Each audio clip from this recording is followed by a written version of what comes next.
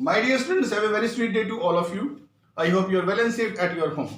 जी हाँ प्यारे बच्चों, उम्मीद करता हूँ आप घर पे ठीक ठाक होंगे और रोज का काम रोज कर रहे होंगे। प्यारे बच्चों, आज हम स्टडी करने वाले हैं 11th इकोनॉमिक्स में चैप्टर जो है फॉर्म्स ऑफ मार्केट है, और जो टॉपिक हमने आज लिया है वो लास्ट है। जी हाँ, ओलिगोपोली। क्या है मीनिंग ओलिगोपोली का? कैसी मार्केट होती है oligopoly market? It refers to the situation of market. ये मार्केट की वो सिचुएशन होती है in which there are few firms और देयर आर फ्यू सेलर। ये वो मार्केट की फर्म्स है जिसके अंदर बहुत थोड़े से सेलर होते हैं, या फिर हम कह सकते हैं बहुत थोड़ी सी फर्में होती हैं जो अपना होमोजेनियस या फिर अपना डिफिशिएंट प्रोडक्ट जो है वो बेच रही होती हैं। जी हाँ, इनका प्रोडक्ट होमोजेनियस भी हो सकता है और इनका प्रोडक्ट जो है वो एक दूसरे से बहुत ज्यादा डिफरेंट, यानी कि प्रोडक्ट डिफरेंटेशन यहाँ पाई जा सकती है। प्रोडक्ट अलग अलग भी हो सकता है। अगर हम इसका एग्जाम्पल जानने की कोशिश करें कि एक ऐसी मार्केट होती है, तो ये मार्केट वो मार्केट होती है जो इस नाम से भी जानी जाती है कि इसे कहते हैं competitions among the few seller, जहां इसे फ्यू सेलर्स के बीच में कंपटीशन की मार्केट भी कहा जाता है। मेरे बच्चों, अगर मैं आपको इसके एग्जाम्पल गिनवाना शुरू करूं तो पहले हम चलते हैं ऑटोमोबाइल इंडस्ट्री के अंदर। आप देखिए, हमारे देश की आबादी है 130 करोड़ की, और यहां पर जो लोग गाड़ियां खरीदते हैं, कितनी फर्में हैं गाड़ियां बनाने वाली? ऑटोमोबाइल की कितनी कंपनियां हैं? सुजुकी कारें बनाती है, महिंद्रा, ठीक है, टाटा, और बहुत सारी नहीं है फर्में, बहुत थोड़ी ही फर्में हैं जो ये चीजें बनाती है। ऑटोमोबाइल इंडस्ट्री के अंदर फ्यू फर्म्स हैं जो अपना सिग्निफिकेंट रोल रखती हैं मार्केट के अंदर, जिनका कि एक लार्ज जो है वो जो है ये एक क्राइटेरिया में जो है वो कारें बनाती हैं, एक लार्ज मार्केट जो है इनके पास होती है। और दूसरी बात हम करते हैं सीमेंट की। सीमेंट भी बनाने वाले फ्यू सेलर ही हैं, अर्थात सीमेंट बनाने वाली फ्यू फर्म्स ही हैं, जैसे कि जेके कह लें, ठीक है, जेके सीमेंट के नाम से आता है, लक्ष्मी सीमेंट के नाम से आता है, ठीक है, या फिर एसीसी सीमेंट के नाम से आता है, या अंबुजा के नाम से सीमेंट आता है, ठीक है, श्री के नाम से सीमेंट आता है। इस तरह से फ्यू हैं। ये कितने हो सकते हैं फ्यू में? ये फ्यू में हो सकते हैं 10, ये फ्यू में हो सकते हैं 15, ये हो सकते हैं 20। फ्यू का मतलब है काउंटेबल हैं। ये काउंटेबल ही संख्याएं हैं जिनके अंदर आपस में क्या होता है, कंपटीशन होता है। ये अपना अपना प्रोडक्ट जो है अपनी क्वालिटी अपने ब्रांड के नाम से बेचती है। स्टील इंडस्ट्री की बात करें, ठीक है, तो कुछ गिने चुने टाटा स्टील, जिंदल स्टील, इस तरह से कुछ फर्म्स ही होती हैं जो आपस में इस प्रकार प्रोडक्ट जो बना रही होती हैं, या तो उनका प्रोडक्ट होमोजीनियस होगा या डिफरेंट होगा। इस तरह से हम ये कह सकते हैं कि ओलिगोपोली कुल मिला के एक ऐसी मार्केट सिचुएशंस है जहां पर कुछ लोग बेचने वाले हैं और बहुत सारे तो बायर हैं ही है, और वो या तो होमोजेनियस टाइप का प्रोडक्ट बनाती हैं और बेचती हैं, या फिर वो ऐसा प्रोडक्ट बनाती हैं जो उनसे थोड़ा डिफ्रेंशिएट है। एक प्रोडक्ट दूसरे प्रोडक्ट से थोड़ा डिफ्रेंशिएट है, एक प्रोडक्ट से दूसरे प्रोडक्ट में ज्यादा क्वालिटी ज्यादा है, या फिर कुछ अलग वेरिएशन हुआ है, तब भी वो प्रोडक्ट जो है एक दूसरे का बेचती हैं और अपना प्रॉफिट जो है वो कमाती हैं। अब बात करते हैं कि ओलिगोपोली मार्केट के फीचर कौन कौन से हैं। अगर ओलिगोपोली की अगर मैं बात करूं तो ओलिगोपोली मार्केट के 8 फीचर होते हैं। पहला फीचर है फ्यू फर्म्स। जी हाँ, आप तो जानते हैं कि ओलिगोपोली जो मार्केट सिचुएशन है इसके अंदर कुछ फर्म्स होते हैं, थोड़े से सेलर्स होते हैं। वो थोड़े से सेलर लेकिन लार्ज सेलर होते हैं, बड़े स्ट्रॉन्ग सेलर होते हैं। मार्केट में इनकी भूमिका बहुत ज्यादा होती है, ये मार्केट को ज्यादा अफेक्ट करते हैं। जी हाँ, यहाँ पर फ्यू सेलर्स हैं, कुछ सेलर हैं, लेकिन वो स्ट्रॉन्ग सेलर हैं। मार्केट में उनका सिग्निफिकेंट वो रोल अदा करते हैं, अर्थात प्रोडक्शन के मामले में या सेलिंग के मामले में उनका स्ट्रॉन्ग जो है वो एक दूसरे के साथ, ठीक है, स्ट्रॉन्ग फॉर्म्स होती हैं। दूसरी बात करते हैं इंटरडिपेंडेंट की। इस मार्केट सिचुएशन के अंदर जो फर्में होती हैं, जो सेलर होते हैं, वो एक दूसरे के डिसीजन से प्रभावित होते हैं। एक एग्जांपल से समझाता हूं। सपोज कीजिए सुजुकी वाले ने कार बनाई थी, ठीक है, या कोई भी कंपनी कार बनाती है, तो आगे के 2 व्यक्ति जो हैं उनके लिए सीट बेल्ट का अरेंज होता था, ठीक है, तो आगे के लिए सीट बेल्ट चली, लोगों ने फिर क्या करा, ड्राइवर और ड्राइवर के साथ वाले के लिए सीट बेल्ट का निर्माण करा किसी कंपनी ने। फिर उसके बाद कुछ समय के बाद थोड़ा इंप्रूवमेंट करते हुए या इनोवेशन के साथ जो है किसी दूसरी कंपनी ने, कार कंपनी ने, पीछे की जो सीट्स पर जो लोग बैठते हैं, पैसेंजर जो बैठते हैं, या पीछे की सीट्स पर जो भी लोग बैठेंगे उनके लिए पीछे की सीट्स की बेल्ट का भी उन्होंने क्या करा, जी हाँ, शुरुआत कर दी। तो इस तरह से कंपनी ने एक दूसरे से जो डिसीजन हो। अब क्या होगा कि आने वाले टाइम में जो कारें बनाएंगे वो फैसिलिटी को दिखाने के लिए अपनी या अपनी नई चीज को दिखाने के लिए वो इस तरह की कुछ ना कुछ इनोवेशन या कुछ ना कुछ नई चीजें डालते रहते हैं ताकि इनके बीच में कंपटीशन बना रहे, ताकि ये लोगों को अट्रैक्ट कर सके। तो एक ने जो डिसीजन लिया वो दूसरों को प्रभावित किया। ऐसे ही अगर एक फर्म कीमत को कम करती है तो उसका असर दूसरी फर्मों की मांग पर पड़ता है। जी हाँ, अगर एक कार सस्ती हो जाए तो बाकी कार वालों को भी अपनी प्राइस घटानी पड़ेगी, तभी वो अपनी कारों की डिमांड कर सकते हैं। अदरवाइज जिसने कार की कीमत कम की उसकी कारें बिकनी शुरू हो जाएंगी। तो यहाँ पर जो है इंटरडिपेंडेंट होती हैं, फर्में एक दूसरे के ऊपर इंटरडिपेंडेंट होती हैं और वो डिसीजन जो है इन्हें सोच समझ के लेना होता है, क्योंकि यहाँ पर ग्रुप बिहेवियर जैसी स्थिति पाई जाती है। जी हाँ, फर्में क्योंकि एक साथ मार्केट में रहकर सामान बेचती हैं, अपनी अपनी क्वालिटी, अपने अपने ब्रांड नेम से सामान बेचती हैं, तो ग्रुप बिहेवियर जैसी जो है स्थिति इनमें पाई जाती है। तो एक के डिसीजन से दूसरी फर्में प्रभावित यहाँ पर होती हैं, इसलिए कहते हैं इंटरडिपेंडेंट होती है, एक दूसरे पर निर्भर करती हैं। एक का डिसीजन दूसरे को प्रभावित करेगा। तीसरा है non price competition. Non price competition एक ऐसा कंपटीशन होता है मेरे बच्चों जिसमें देखो, मैंने आपको बता दिया कि ये फर्में ग्रुप बिहेवियर की तरह काम करती हैं, इकट्ठी होकर फर्म में अपने अपने प्रोडक्ट को बेचती हैं। ये जानती हैं कि अगर हमने अपने प्रोडक्ट की कीमत को गिराया, ये नॉन प्राइस कंपटीशन समझा रहा हूं, अगर हमने अपनी फर्म के किसी भी एक प्रोडक्ट की कीमत को गिराया तो इससे कस्टमर को फायदा होगा। कोई एक अगर गिराएगा दूसरी फर्मों को उसकी कीमत को गिराना पड़ेगा, दूसरे प्रोडक्ट की कीमत को भी गिराना पड़ेगा। मान लो कार है, 3 या 4 वैरायटीज की कार है हमारे पास। एक कार वाला अगर अपनी कीमत कम करता है तो बाकी कार वालों को भी अपनी कार की कीमत कम करनी पड़ेगी। तो ऐसे में प्राइस का कंपटीशन आ जाएगा। फिर एक कम करेगा तो फिर एक ने कम किया, दूसरे को कम करना पड़ेगा, फिर तीसरे को कम करना पड़ेगा, पूरे ग्रुप को ही कीमत कम करनी पड़ेगी, जिससे कस्टमर को फायदा होगा और फर्मों को नुकसान होगा।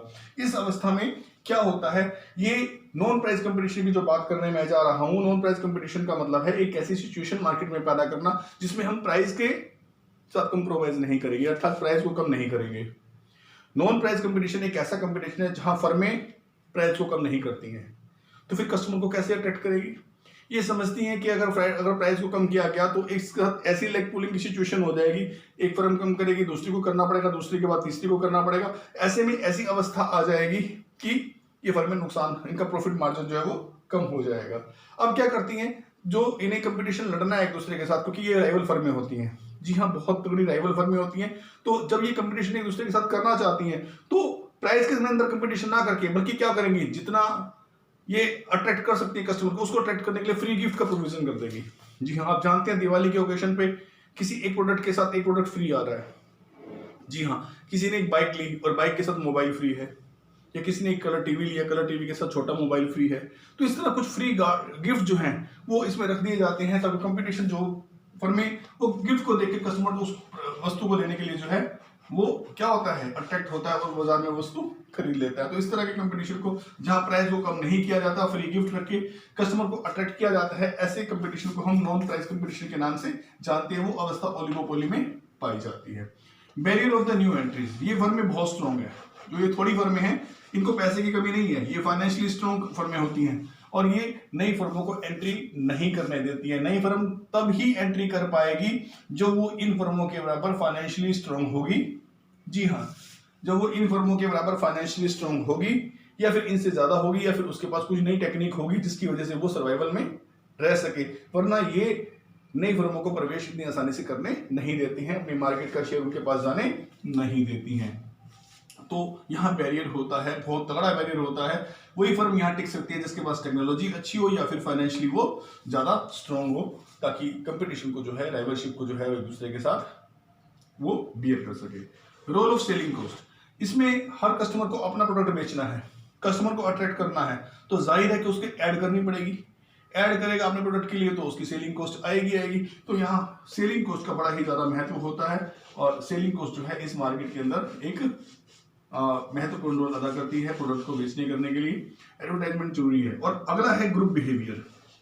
मेरे बच्चों, ग्रुप बिहेवियर की अगर मैं बात करूं तो यहाँ पर मैं एक जानती है कि हम अगर मार्केट में अगर कुछ सामान बेचेंगे तो इकट्ठी बेचेंगे। अब श्री सीमेंट वाला अगर अपना सीमेंट मार्केट में बेचता है तो जेके वाला भी बेचता है, अंबुजा वाला भी बेचता है, लक्ष्मी वाला भी बेचता है, एसीसी वाला भी बेचता है, और भी 3-4 सीमेंट के नाम लिख लो आप।